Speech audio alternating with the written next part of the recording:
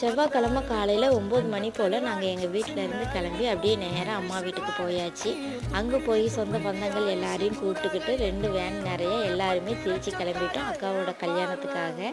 ஜன்னல் ஓரமாக உட்காந்து அப்படியே சுற்றி வேடிக்கை பார்த்துட்டு வர்றது எனக்கு ரொம்ப பிடிக்கும். ஆனால் 2 பிள்ளைங்களை உட்கார வச்சுக்கிட்டு அவங்கள சமாளித்து வர்றதே பயங்கர வேலையாக இருந்தது.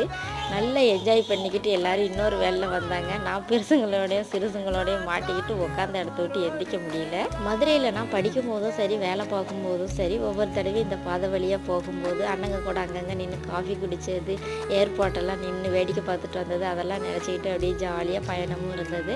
போகிற வழியில் மதியம் ஆயிடுச்சு, பசியும் வந்துருச்சு. ஒரு நல்ல இடமா பார்த்து வண்டியை நிப்பாட்டி வாங்கிட்டு போன வெஜ் பிரியாணி எல்லாத்தையும் பொறுமையாக சாப்பிட்டுட்டு அதுக்கப்புறமா வண்டியில் ஏறி மறுபடியும் பயணத்தை தொடங்கியாச்சு. அடுத்த வீடியோவில் கல்யாணம், ரிசப்ஷன் அதெல்லாம் எப்படி இருந்தது அப்படின்றத உங்கள் கூட ஷேர் பண்ணிக்கிறேன். மறக்காமல் வீடியோவை சப்ஸ்கிரைப் பண்ணி தொடர்ந்து சப்போர்ட் பண்ணுங்கள். தேங்க்யூ.